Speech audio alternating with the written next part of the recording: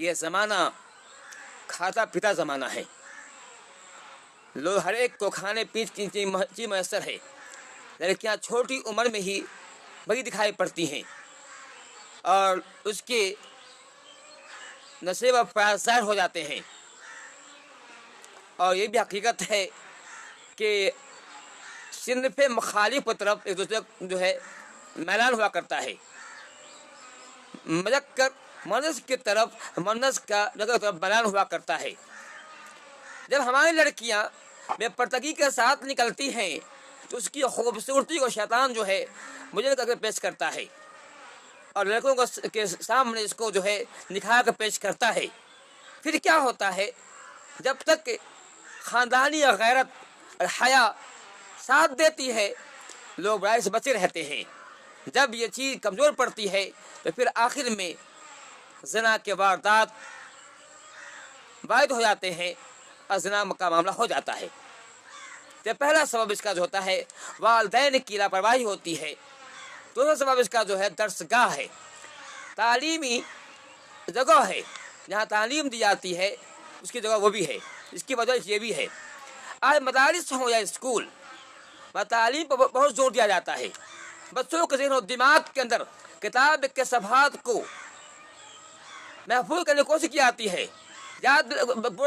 الفاظ یاد کیے جاتے ہیں، کروائے جاتے ہیں، لیکن جو چیز اصل تھی اس پر دھیان نہیں آتا ہے. تربیت پر دھیان نہیں آتا ہے. تربیت کیسے کرنا ہے، تربیت کیا چیز ہوتی ہے، اس پر اسکول یا مدرسے پر دھیان دیا جاتا ہے. جب ہم اپنے اسلاف کی تاریخ پڑھتے ہیں پاتے ہیں کہ ہمارے اسلاف کا یہ معمول تھا کہ تعلیم بعد میں دی جاتی تھی پھر تربیت دی جاتی تھی. پہلے 20 سال 25 سال تک تربیت دی جاتی تھی، اس کے بعد تعلیم دی جاتی تھی. ان کا یہ معمول تھا. ہمارے یہاں ہوتا ہے کہ ہم تعلیم پر جوڑ دیتے ہیں. امام اعظم رحمۃ اللہ علیہ کے بارے میں یہ منقول ہے کہ انہوں نے پہلے 30 سال تک تربیت حاصل کی ہے پھر انہوں نے تعلیم حاصل کی ہے. ایسے امام مالک کے بارے میں، امام صحابہ کے بارے میں مشہور ہے. یہ کیا مطلب یہ ہے کہ تعلیم ہماری تعلیم خوب دی جاتی ہے، ہماری لڑکیاں خوب پڑھ رہی ہیں، لڑکے خوب پڑھ رہے ہیں، یہ تربیت ان کی نہیں ہو پا رہی ہے کہ کیسے رہنا ہے، ماں کا کیا حق ہے، باپ کا کیا حق ہے، سماج کا کیا حق ہے، یہ شرم و حیا کیا چیز ہوتی ہے، عزت و عفت کیا چیز ہوتی ہے، حیا کیا چیز ہے، پاک دامنی کیا چیز ہے، اس پہ ہمارا خیال نہیں جاتا ہے. یہ وجہ کیسا ہو رہا ہے؟ تو ہمارے اسکول کے اندر یہ ہو رہا ہے کہ تعلیم پر جو ہے دھیان دیا جاتا ہے، تربیت دیا جاتا ہے. حالانکہ حق تو یہ تھا کہ مدارس کے اندر تربیت دھیان دی جاتی. جو مدارس کے اساتذہ ہوتے ہیں وہ بچوں کے بیچ میں ہماری جو مائیں اب بہن گزر چکی ہیں پہلے کی، مائی عائشہ ہوں یا مائی خدیجہ ہوں یا پھر صحابیات ہوں یا اور بھی ہمارے لوگ ہیں، خواتین ہیں، انہیں کس سے بیان کریں کہ انہوں نے کس طرح سے پاک دامنی کے ساتھ زندگی بسر کی ہے. کہ اللہ تعالیٰ نے قرآن میں تذکرہ کیا، مائی عائشہ کتنی پاک دامن تھی کہ اللہ تعالیٰ نے قرآن میں تذکرہ کیا. اللہ تعالیٰ نے آسمان سے وحی نازل کی، حضرت عائشہ کی پاک دامنی کو ظاہر کیا. قیامت کے بعد پڑھی جائے گی، یہ واقعات بیان کیے جائیں.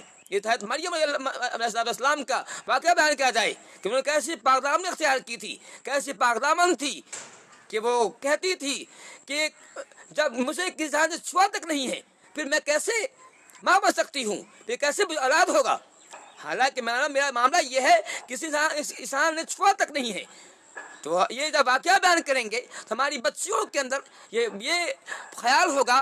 پھر جب ہماری جو مائیں بہن گزر چکی ہیں ان کا یہ معاملہ تھا کسی اور نے چھوا بھی نہیں تو ہم کسی غیر مرد کے ساتھ کیسے بات کریں گے، کیسے اس کے ساتھ مصافحہ کریں گے، کیسے اس گلے ملیں گے، کیسے اس ساتھ رہیں گے، یہ خیال پیدا ہوگا.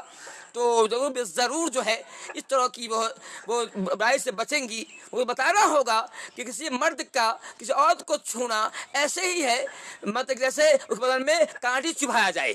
کانٹی چبھانا برداشت کیا جائے، کیل چبھانا برداشت کیا، لیکن کسی مرد کا کسی عورت کے ہاتھ پر ہاتھ ڈالا جائے برداشت نہ ہو.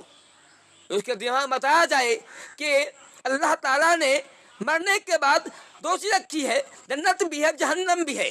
یاد رکھو بدکاروں کے لیے جہنم ہے، برے لوگوں کے لیے جہنم ہے، وہ لوگ جہنم کی آگ ہے. مثال بتایا جائے، اللہ کے نبی کی حدیث سنائی جائے کہ آپ وسلم نے کس طرح سے جب آپ نے خواب میں دیکھا تھا یا معراج کے اندر میں آپ نے جہنم میں دیکھا کس طرح سے بے حیا عورتوں کے ساتھ جہنم میں کیا معاملہ ہو رہا تھا. किस तरह से आपने देखा कि एक औरत है जो आपने देखा कि एक तनूर जैसा बना हुआ है, उसमें कुछ नंगे मर्द नंगे औरतें हैं, जल रही हैं, चीख चिल्ला रही हैं। मैंने पूछा ये कौन लोग हैं? कहा ये लोग जिनाकार लोग हैं।